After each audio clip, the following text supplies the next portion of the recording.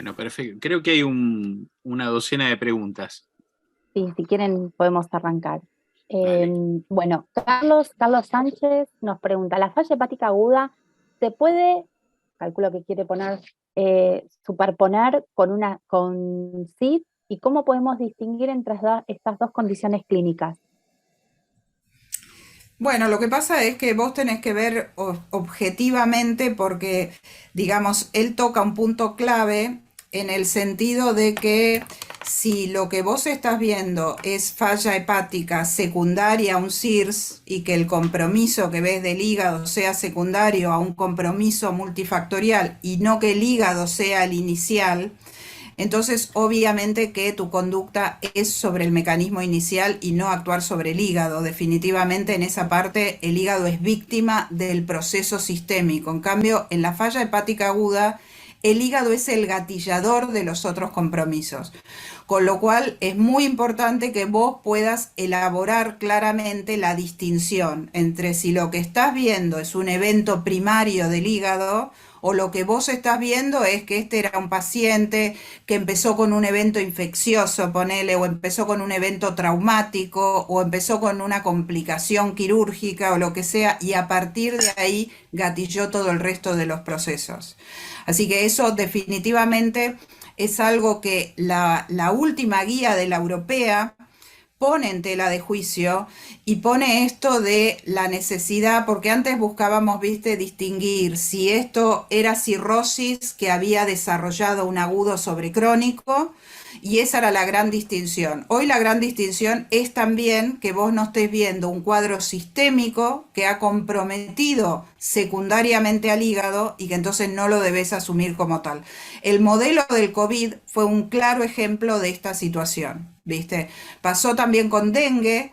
Pasó con dengue, donde de alguna manera el componente sistémico, ¿viste? Y el impacto de la relevancia inflamatoria sobre el hígado daba lugar a plantearse si uno debía actuar sobre el hígado. Así que es muy puntual en qué casos de esos por ahí sigue habiendo un espacio para trasplantar el hígado. Pero tu distinción está en cuál fue el evento inicial que gatilló los componentes orgánicos.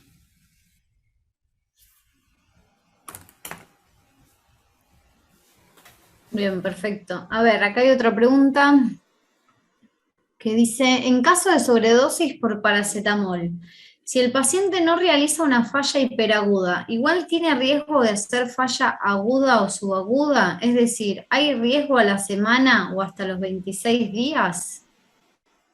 En general no hay riesgo tan tardío, ¿viste? Pero es verdad que no todas las fallas que vemos por paracetamol o que se describen por paracetamol. Por suerte Argentina tiene muy baja falla por paracetamol. Pero la verdad es que a veces uno ve una instalación más aguda que la hiperaguda típica. Así que en lo subagudo es raro de ver, ¿viste? Lo que pasa es que hay una circunstancia en torno al paracetamol que uno tiene que tomar en consideración siempre, y es hasta qué punto lo que estás viendo es realmente una falla por el paracetamol, como puede ser con una ingesta masiva bien identificada, o hasta qué punto lo que vos estás viendo es una situación que antes llamaban de desventura terapéutica, donde el paciente ha sumado el paracetamol a un contexto inflamatorio que ya estaba gatillado. Y entonces en esa situación, la otra etiología que puede pasar más desapercibida es la que condiciona una prolongación. Es muy común con el paracetamol que no sea la única droga involucrada, que el paciente venga tomando, por ejemplo, paracetamol y algún AINE o paracetamol y alguna otra medicación, y como bien vimos, la evolutividad subaguda es mucho más característica de los otros fármacos. Así que si uno debe resumir la respuesta es que por paracetamol podés ver hiperaguda, que es lo más característico, o podés llegar a ver agudas. Ahora, la idea es que se extienda más allá en el tiempo. Te diría que supere las 2 semanas, es raro de ver. ¿Mm? Les hago una pregunta a todos en general y obviamente a Alejandro sobre todo. ¿Ustedes han visto en este último tiempo más hepatitis agudas graves por consumo de paracetamol? intoxicación con paracetamol, porque eso hubo hace poco un curso internacional de Bolivia y muchos médicos planteaban esto como que estaban viendo más intoxicaciones por paracetamol. No sé las experiencias que tienen ustedes. Como intento, obviamente, autolítico, ¿no? La idea es, Fer, ¿querés contestar vos la experiencia de Dale, ustedes en el cruce? dale. Nosotros vimos un incremento significativo, de hecho lo estamos registrando ahora, pero no va a salir para el Congreso de Hígado. Un aumento significativo en las consultas por toxicidad por paracetamol. Todos tienen la misma característica. Son en intento de suicidio, población joven, y la forma a la que acceden a la información es muy loca, porque casi todos hacen lo mismo, ponen en Google cómo suicidarse. Y la primera causa cuando lo leen es consumo de paracetamol. Pero también hay tanta difusión y tanto miedo con la toxicidad por paracetamol que es poco probable que un médico que reciba un caso de estos no le ponga N-acetilcisteína rápido y le haga el lavado. Entonces, lo que nos pasa a nosotros es que nos llegan los pacientes, solo llegan los que tienen alteración del hepatograma con o sin falla. Nosotros a esos los traemos a todos. Pero en general no llegan a la encefalopatía ni a la necesidad de trasplante. Antes, porque esto es más de ahora, ¿no? Antes lo que sí veíamos era que el paciente que llegaba con el consumo de paracetamol en dosis tóxicas ya llegaba fregado, con falla multiorgánica, con acidosis metabólica, diálisis y se morían, pero eran muy pocos antes. Antes era anecdótico, ahora es algo más frecuente, pero ya vienen todos tratados. Entonces es raro que lleguen al trasplante. Eso te explica también por qué la mortalidad de la fulminante del Ecuador para arriba sin trasplante es menor al 50%, porque tenés un antídoto que es la N-acetil. Nosotros, cuando vos veías los estudios de década del 90, la sobrevida sin trasplante en fulminante era del 20%. Entonces, esa era la diferencia. Pero eso es lo que hemos visto nosotros ahora, ¿no?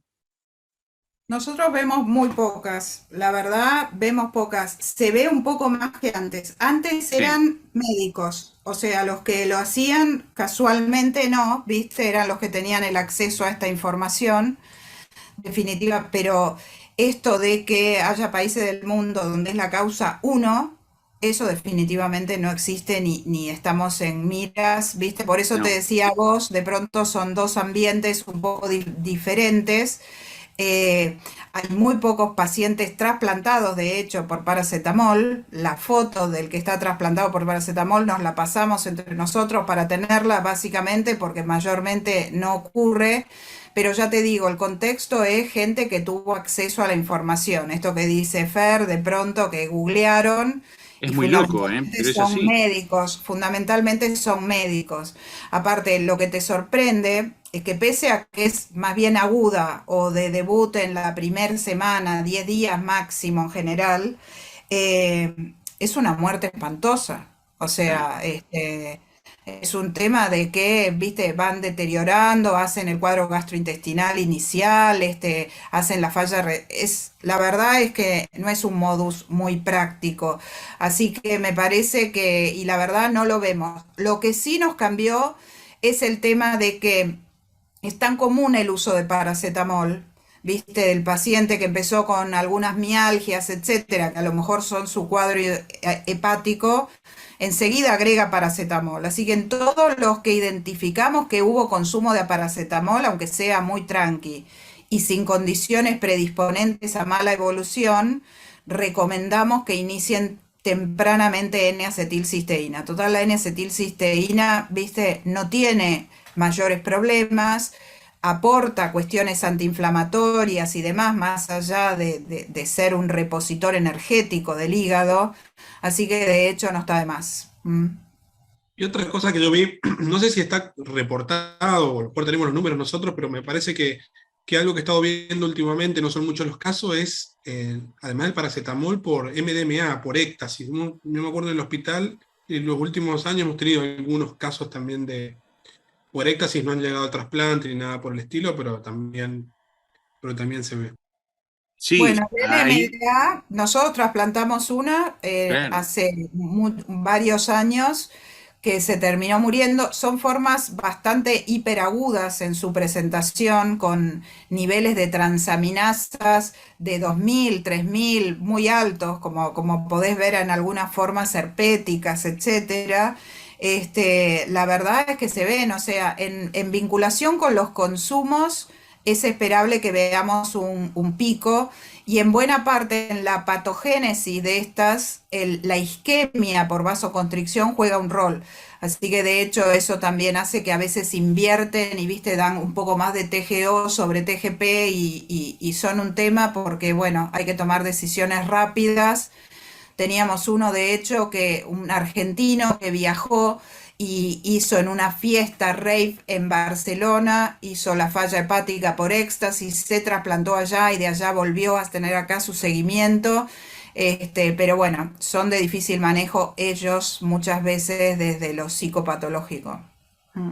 Sí, vos sabés que lo ves y hacen este síndrome como el heat shock, hacen falla hemodinámica renal y lo ves en general. Mira, nosotros creo que en el mismo momento que Alejandra tuvo ese caso, nosotros tuvimos uno en el británico, porque también va por el grupo social o socioeconómico. Ahí es otra población también que hacen cuadros agudos. Y están muy vinculados a los eventos musicales, estos tipo raves o demás que se hacen, y ahí te caen. No sé si se acuerdan, hace un par de años hubo 6 o 7 casos con alguno muerto. Eso los vemos. Sí, Lo con vemos, droga ¿eh? contaminada. Ese caso era droga contaminada. Claro. Pero sí, claramente, ¿viste? Lo que se ve, lo que te llama la atención es que definitivamente, permanentemente hay un cambio en lo que son las etiologías más prevalentes. Y la verdad es que nos debe preocupar el tema de que la mayoría de los países del hemisferio norte ya están viendo al DILI y a las manifestaciones tóxicas convertirse en causa uno de falla hepática aguda. Sí. Así que la idea es, viste, ya se les salen las indeterminadas, se les salen las virales a algunos países de Europa como España, Portugal, etcétera, que tenían un problema con las hepatitis virales y empiezan a cobrar mucha representatividad. Nosotros todavía no lo vemos todo lo representado que debe estar y todavía tenemos un tema con las virales dando vuelta, pero bueno, en la medida que mejore la vacunación, viste, y demás, el DILI y las toxicidades estas de drogas recreacionales, va a seguir aumentando, es esperable. Mm.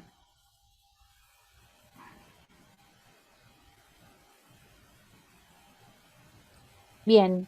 Bueno, Nico pregunta si existe una injuria dilicolestásico por fármacos de menos de 26 semanas con ictericia, pero sin evidencia de injuria hepatocelular que posteriormente desarrolle coagulopatía y encefalopatía, ¿podría catalogarse como una falla hepática aguda o, o fisiopatológicamente se requiere que haya injuria hepatocelular? Mirá, es buenísima la pregunta. El tema es, en la medida que se trata de redefinir la falla hepática aguda, de alguna manera se estableció que la injuria sea hepatocelular. O sea, al punto que hay guías donde específicamente te hablan hasta de un cierto nivel de transaminasas, por arriba del cual empieza a ser mayor la sospecha de falla hepática aguda. Así que el componente hepatocelular, y sobre todo por el tema del impacto violento que tiene en la función sintética, que la patología colestásica no lo tiene por cómo se comporta la colestasis en el hígado, eso es claramente, es como que requerís la injuria hepatocelular. De hecho, la última definición que empezó a circular, sobre la cual todavía algunos tenemos alguna reserva, habla específicamente ya de injuria hepatocelular. te la exige por poco. Pero los casos que vos contás, que Nico cuenta, donde vos lo que tenés, especialmente en el contexto de algunos cuadros que se comportan como Vanishing Bile Duct Syndromes, lo que antes llamábamos así, y que son pérdidas aceleradas de conductos que te llevan muy aceleradamente hacia la colestasis y que como parte del contexto colestásico per se o como parte del gatillo que generan en la evolutividad de formas hepatocelulares secundarias, te pueden llevar a la falla hepática secundariamente. Ahora, el límite de cómo la catalogás es un poco difícil de definir. Ahora, que existen injurias colestásicas, como él dice, inducidas por DILI y que rápidamente pueden generar alguna evolutividad funcional, eso es. Ahora, va a ser importante en ese paciente que vos trates de tener una biopsia del hígado, veas cuál es el componente ductal, veas cuál es secundariamente el componente de injuria y veas que no tengas chances de interactuar con algo de su componente hepatocelular para frenar el proceso.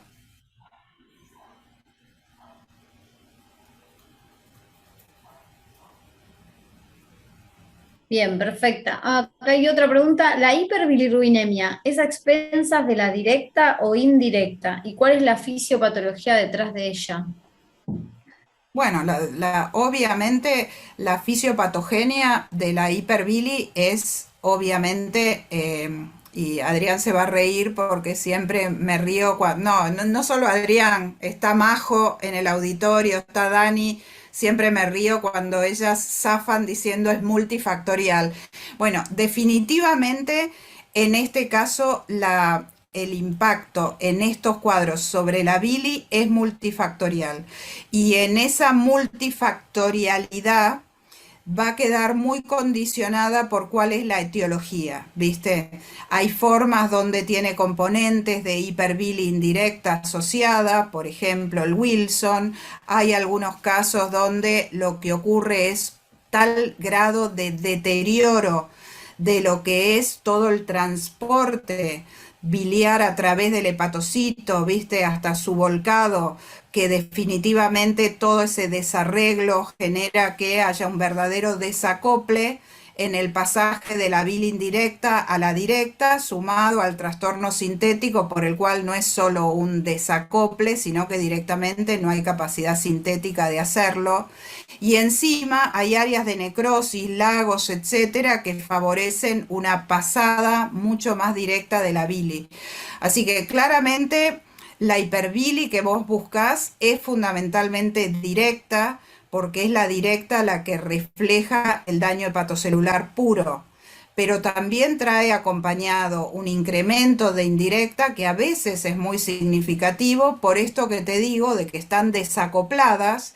Entonces definitivamente hay una vía de producción de indirecta que no conduce a una producción activa de directa y entonces aumenta también.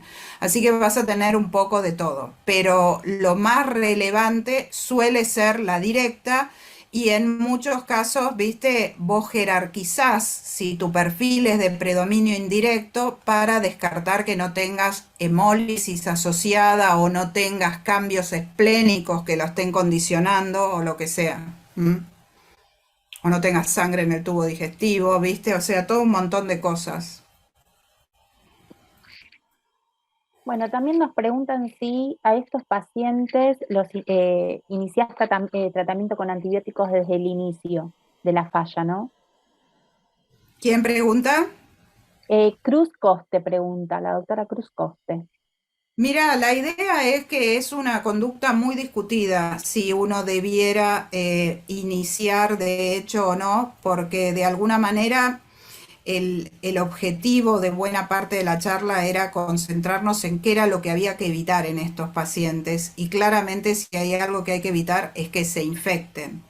Ahora, los estudios no han demostrado en la mayoría de los casos, viste, y en la mayoría de las series, que iniciar precozmente tratamiento antibiótico sea una alternativa válida. Lo que muchos centros favorecen es un bajo nivel de sospecha. Y el bajo nivel de sospecha implica la realización permanente de cultivos, se pancultivan todo el tiempo estos pacientes, y así todo, siendo el cuadro que les mostré, ese estudio de Nancy Rolando, que tiene muchos años, pero que mantiene su actualidad, digamos, de lo pocos expresivas que son las infecciones, definitivamente no te diría de inicio, salvo alguna circunstancia particular que haga sospechar que pueda haber un foco infeccioso activo, pero si no, cuando vos ves que una paciente viene con un cierto nivel de progresión y deteriora bruscamente, incluso si no identificás activamente la infección, tu umbral para empezar antibióticos es bajo y se los empezás tempranamente. Pero ya te digo, es variable. Vas a encontrar gente de centros donde de rigor se los ponen y hay gente muy agresiva, le pone y según el tiempo, ¿verdad, Fer? Hay tiempo, hay Así gente es. que inicia tratamiento antibiótico más menos antifúngico, de una con medidas locales de control, con nistatina en tubo, ¿viste?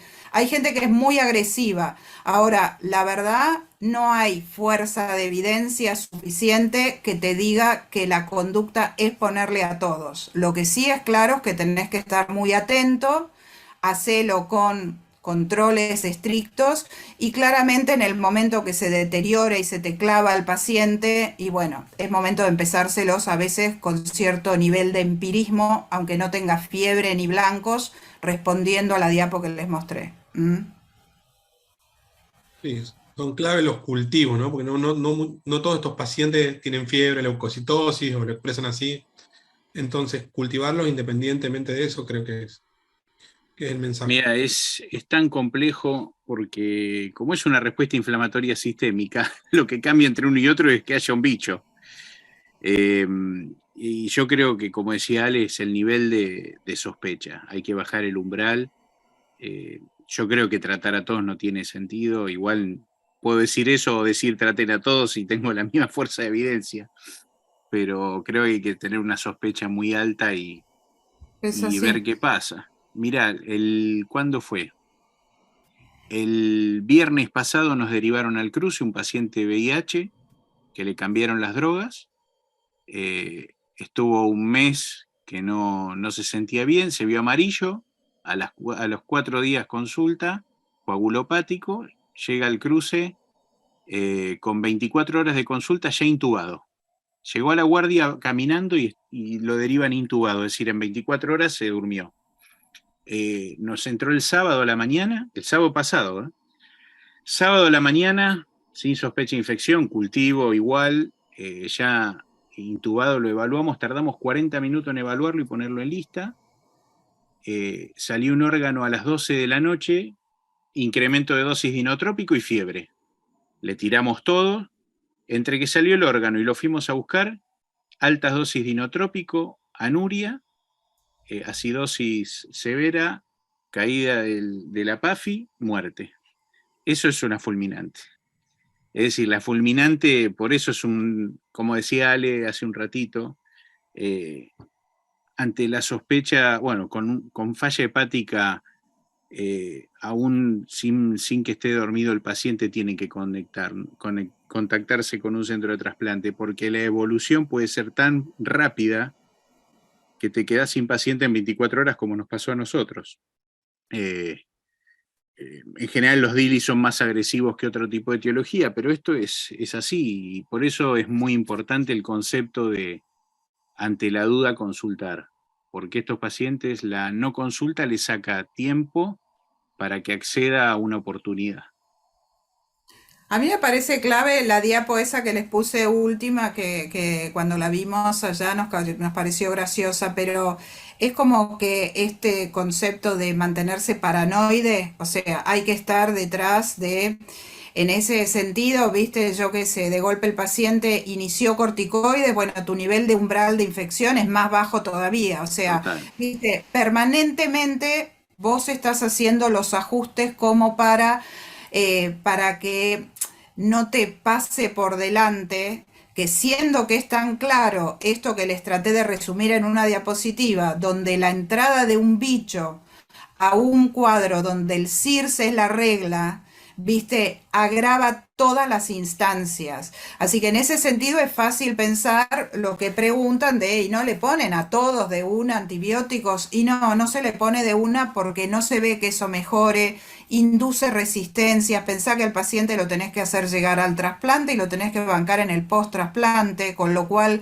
haberlo puesto en un camino donde el hongo empieza a aparecer en su camino es una sentencia casi de muerte, ¿viste? O sea, hay toda una serie de condicionamientos que hace que tu evaluación no sea tan sencilla como si acaban de mostrar que en la diapo la infección es un gatillo final, es el que lo empuja al precipicio, démosle antibiótico a todos. No, es un poco más complejo.